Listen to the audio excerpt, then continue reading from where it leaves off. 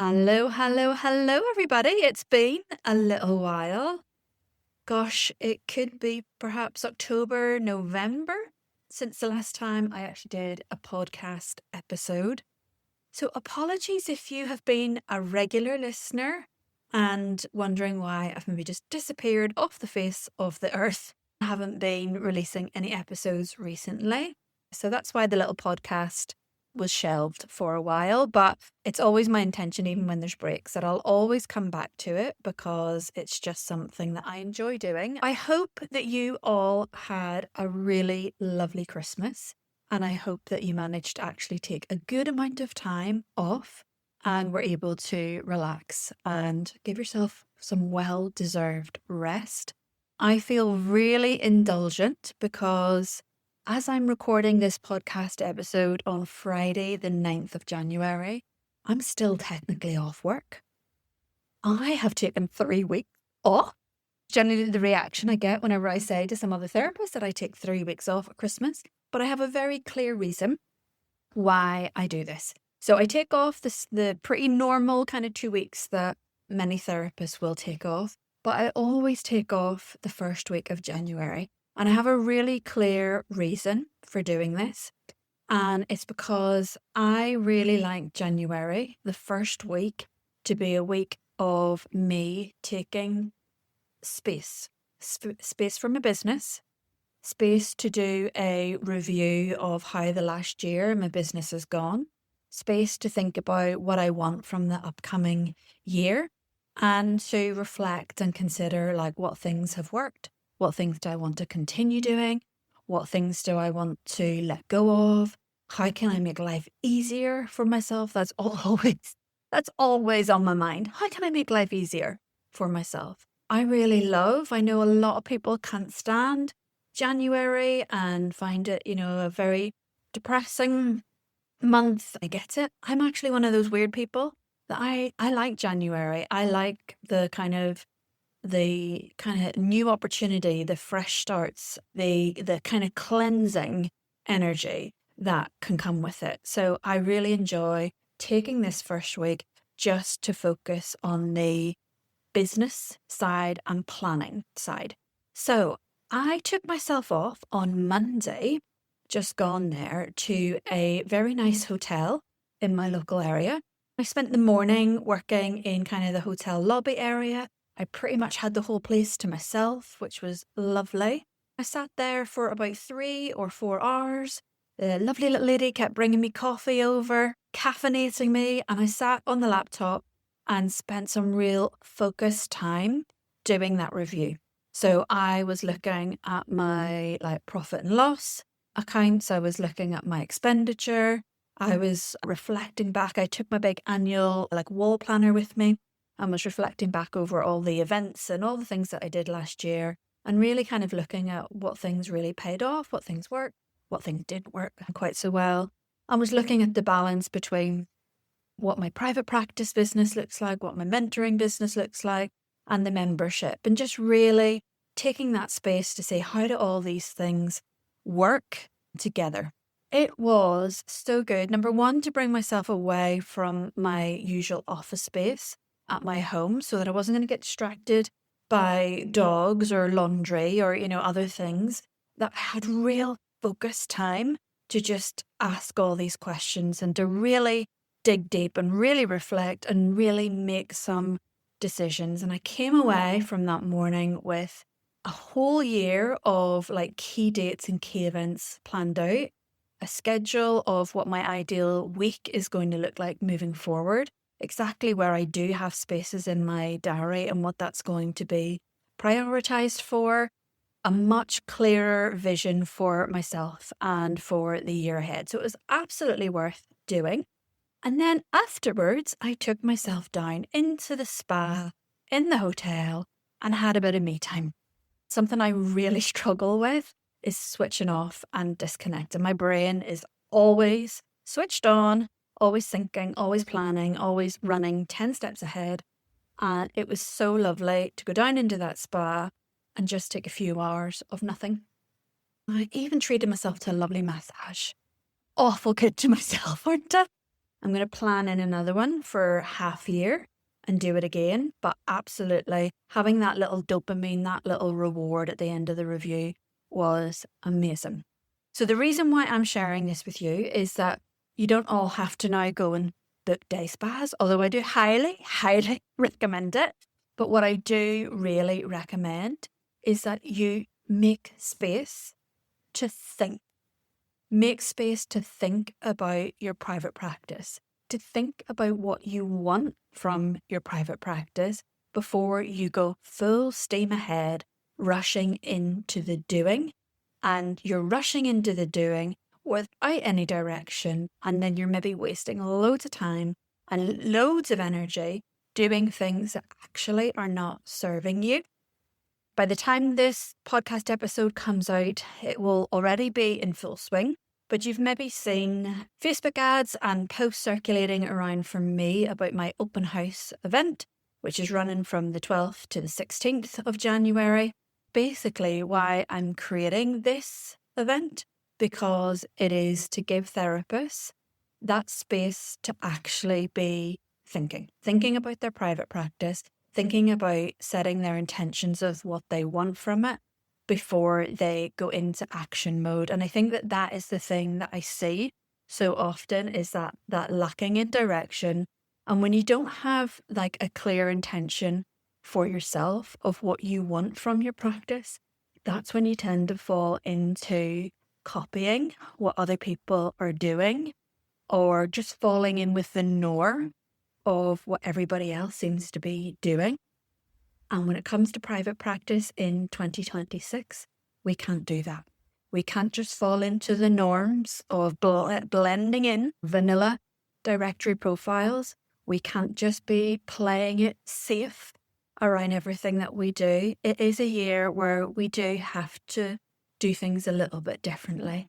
That doesn't mean that you have got to do things that aren't in line with your values. It doesn't mean you have to do things that literally make you want to vomit, but we do have to do things a little bit more differently.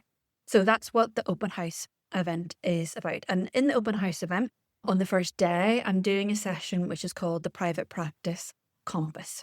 And the Private Practice Compass is going to be a lovely, just little guided exercise to get people spending time considering these questions. And what I thought I would do is maybe just give you a little bit of an overview of what the session is going to look like. And then what I'll do in the show notes is I'll actually add in a little Google link the compass template itself, and you can download that. And then if you didn't manage to attend a session or you didn't sign up for the event, then it's something that you can download and do in your own time.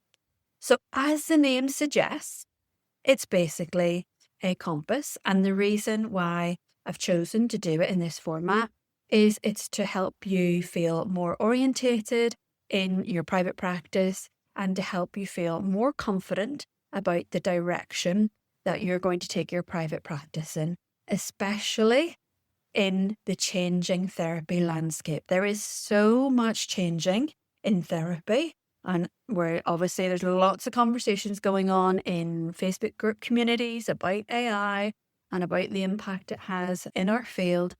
But not even just AI, marketing is changing and evolving so quickly. Like, I find it hard to keep up sometimes. So there is an awful lot that's different from certainly pre-COVID and certainly from the days when I first started in private practice about 13 years ago. So I'm going to walk you through the 4 compass directions. And if you wish, you can go into the show notes, download the little template, and then maybe just spend a little bit of time yourself working on this document. So on the north axis of the compass, what we're looking at on the north direction is your values and your intentions. So some things that you might want to consider is like, how do you want your practice to feel this year? And what really matters for you in your private practice in 2026. And this is so important because you want to think about like, what is really important to you? What matters to you? in your life? What are your priorities? What season of life are you in? And I think that this, especially when it comes to marketing advice, it gets overlooked so much. You will see so many different marketing therapists, marketing mentors, and we all have different perspectives. We all have different views. And one will talk about, Instagram's the place to grow your practice and go viral. Another will talk about paid ads. Another will talk about blogging. Everybody will have their different views and different perspectives. But we are all different. We all have different strengths. We all have different capacities, different energies. We're all at different stages of life. So, perhaps using Instagram or, creating beautiful aesthetic content that goes viral on Instagram, that might be slightly easier for a therapist who's younger, who's growing up on Instagram and is really confident in the use of it versus someone, a fuddy-duddy my age that didn't grow up with these things that finds that more difficult, that we're all different. We all have different capacities, different energies, and different priorities. So spend a little bit of time thinking about, what do you actually want for your practice? Like, what would that look like? What would that look like in terms of like the type of work that you would be doing and the ease of which the work, of how the work would feel with the clients that you're working with. I know for me, like when I'm working with clients that feel really aligned, like really good fit clients, the energy around that is so different from working with clients where maybe this isn't quite, a good fit. So like, how would you want to feel when you're going into your practice? How many hours are you working, and how do you want to feel at the end of the day? And how do you want to feel after you've finished a day, perhaps of working with your clients? So that's the north direction of the compass. Then the east is looking at vision and direction. The reason why I think spending time thinking about the bigger picture and your longer term vision for your private practice is so important, because what therapists do, and I see this all the time, and I've already seen it in the comments inside the open house event, is there's a real gap between people's assumptions about what it's like to market your practice and attract clients versus the reality. And so I see so many new therapists in private practice writing their directory profile and then being in a blind panic because they haven't had any inquiries within a week, or they're not full within a month.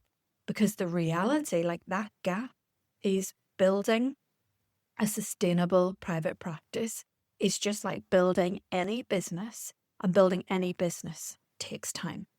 So having the vision of what you're working towards and being realistic around the timescales around that is so helpful, because it helps you to stay focused on what it is that you're working towards. Because what I see happens is people panic that it's not happening as quickly as they imagined in their mind. And then the knee jerk of the panic is then to go and pursue other work or low paid work or better help work or whatever that is. And then that takes over. And then they become really busy with all of that work. And I'm not saying that that's bad, because we all have different lives and we all have different needs and financial needs. So I understand that. But what that means often is that when we are full of that kind of work, it doesn't give us the capacity or the energy to realize that there's something potentially bigger and better in the long term for us. And I only had that realization myself over COVID, when I was like working for community organizations and 6 clients back to back, really low paid work, and then realizing, hang on, for what I would charge in my own private practice, I could see half the number of clients for the same amount of money. And that was what really started my energy and my focus into building my private practice. Thinking about the long-term vision is literally, if you could project forward 1 year, 2 years, 3 years from now, what would your practice look like? So would you be working just on a one-to-one basis? Or might you be delivering group workshops? Might you be delivering group therapy? Might you be selling digital products or running retreats or delivering CPD for other therapists? Like the great thing about the changing landscape and the changing marketing landscape is actually that the possibilities that are available to you as a therapist are huge. And I mean it. Like there are therapists now that are making money running community, membership communities. They're selling books. They're delivering workshops. They're selling digital products. They're running podcasts. Like the opportunities that are available to you are immense and they are endless. But we want to be thinking about this bigger picture, about this long-term vision of yours, so that when you are making decisions now in January 2026, you can consider, are these aligned with what I'm working towards? Because it's so easy to get pulled off and get drawn into that low paid work or putting your time and energy into doing something, a little thing on the side, a little, collaboration with someone or a little this or a little that, but it's not actually aligned with what you want to do. And we all get distracted. I get distracted. I've got shiny object syndrome to the max. But we want to have that vision and hold that vision so that every action that we take, everything that we work on, everything that we do is one step closer to that bigger vision. And I would really love for all therapists in 2026 to dream big. Dream big, because these things are possible. Are they easy? Nope. Do they take a lot of work? Yes. But is it possible? Yes, it absolutely is. So I would love for you to think about, what is that big ideal picture? Like if there were no obstacles in my way, what would I be doing 3 years from now? How many hours would I be working? How much money would I be making? What would be the impact of the work that I'm doing? Like whose lives would I be changing? Who would I be helping? And really get that vision clear in your mind. Then onto the south direction of the compass. And this is a bit of the reality check. That's really looking at like, what are my circumstances now and what is feasible for me to do? So a bit like I mentioned earlier on, that like we are so unique and so different, and we often fall into the I should be on Instagram. I should be going live. I should be doing this. I should be doing that. There are no shoulds, but we have to find ways of being visible, but we have to find ways of spending time on our business that we have the capacity for. And this again is a very individual thing. We do need to dedicate time to spending on our business rather than in our business. And the hard truth and the reality is that those of us that have more capacity, i.e., I'm quite fortunate now, my kids are a bit older, they don't need me. In fact, they'll do anything to not spend time with me. I am not pulled with school runs and pickups and packed lunches and all those things that would have been, a few years ago. So I have more space to do the things that I want to do, and I'm pretty driven around that. But that may not be your case. You might have young kids and you might have to do school runs and nursery pickups, and you might be up through the night with a crying baby. Like all of these things will impact how much time and energy we can really give to our private practice. But unfortunately, for those of us that do have more capacity, or that we have more financial ability to invest in support or training or whatever that might look like, that those individuals are probably going to get to their desired vision or outcome in a shorter period of time than those that don't have capacity. That is just the reality, but it's so important for you to recognize, like, what can I create space for and how much can I create this space for me? And really thinking about your own stage of life that you're in, your health, like what other responsibilities you have in your life, and really thinking about what is realistic and what is sustainable will be so surprised, I think, because most therapists are, with the reality of how long things take to do versus the timescale you might have in your mind with anything. Writing a blog, writing your directory profile, creating a reel for Instagram. You might have an idea of how long these things take. It will always take longer. You'll get better and more efficient with time, but it will always take longer. So what is realistically a time that you can dedicate and set aside each week to work on your business? I would strongly suggest, if you can, that you really ring fence some time in your diary and that it becomes a repeatable day and time each week, so that you become familiar with doing that, and that you hold that boundary around that, and that clients don't go into that and other things don't go into that. And that is really your time to prioritize the business and the practice. I really encourage you to do that. And then finally, the West direction is looking at strategy and next steps. And so this is really when you have gone through each of those other directions and you've thought about, like, what do I want from my private practice and who do I want to help? And what is this going to look like for me a few years from now? And what do I want to earn?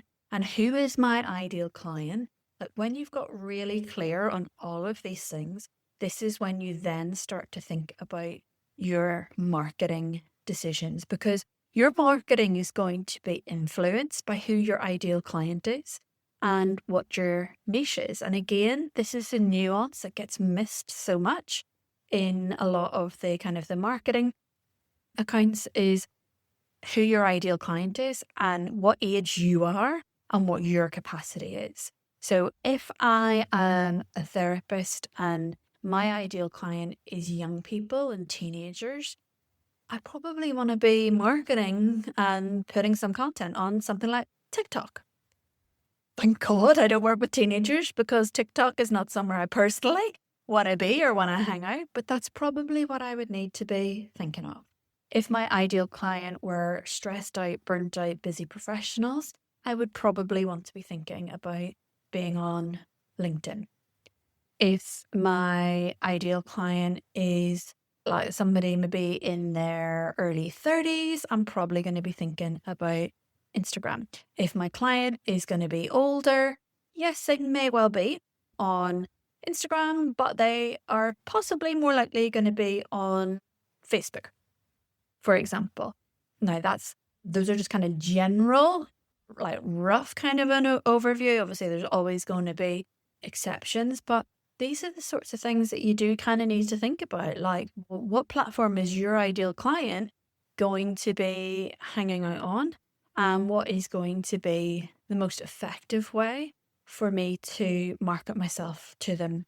Something that really came up in conversation recently with another therapist mentor is that nuance of how old we are and how confident we are in using platforms and the age of our ideal client really does matter. And so the conversation that we were having is that, say, for somebody my age, so I am late 40s, that if I was looking for a therapist, Instagram would not be the first place that I would go to. If I was looking for a therapist, the first place that I would probably go to would be Google.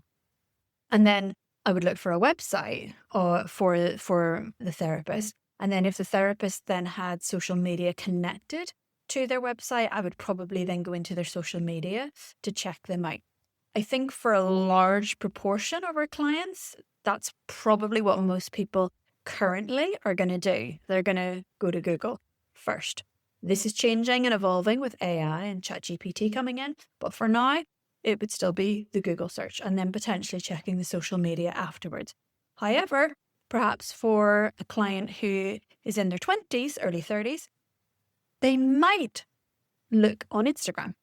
That might be the place where they go into the search bar on Instagram and perhaps put in like OCD or OCD therapy or something like that and see what therapists come out. They'll still probably go and check out the website as well, but they might do Instagram search, possibly, first of all. So these things matter Because what I see again an awful lot is therapists that are literally giving hours and hours of their time and their energy to creating content on platforms that is not going to be their primary referral source. And then they're completely ignoring their website, which is actually the thing that's going to bring the client in the first place. So that's something for you to also give some thought to and to consider. So I hope that you have found that helpful. I would really love and encourage you to spend some time, even if it's just like 30 minutes or so, just reflecting on what I've mentioned in this podcast episode, maybe downloading the little compass and just giving yourself half an hour without distraction to sit and think about this. Think about your big vision for your private practice. Think about what your ideal setup is going to be. Think about who you feel really drawn to help. Think about their age and where they're likely to be hanging out, and how might this influence your decisions then moving forward around where your focus needs to be and what your priorities for 2026 need to look like. So that is what I covered in today's episode. What I'm going to do in the next episode is I'm going to talk a little bit about the landscape around therapy and around marketing and the ways in which it's changing, and maybe some things that you want to consider for your own marketing strategy going forward. Now, as I said, as you are possibly listening to this episode, the open house event has possibly, it's either drawing to a close, or by the time you're listening to this, it may have already finished. If you didn't get a chance to come along to any of the live sessions, what will happen at the end of the open house event is that I'm opening the doors to my amazing membership community. And I will pop the link into the show notes for you guys to have a little read through and to check out. I am feeling so good about the energy around my community. I'm feeling so good about the support and the structures that have been set up inside. My whole focus over the last year has been around making the lives of therapists easier, because that's a big priority for me, is how can I create tools and resources and things to make my own life easier? And then how can I pass this on to therapists as well?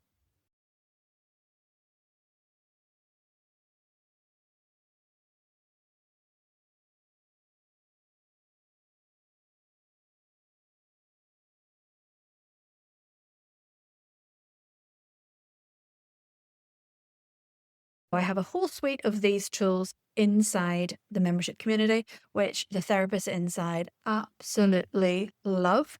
It's not just about AI inside the community. You get support, real hands-on support from me. I am in there all the time, giving feedback and responding to questions.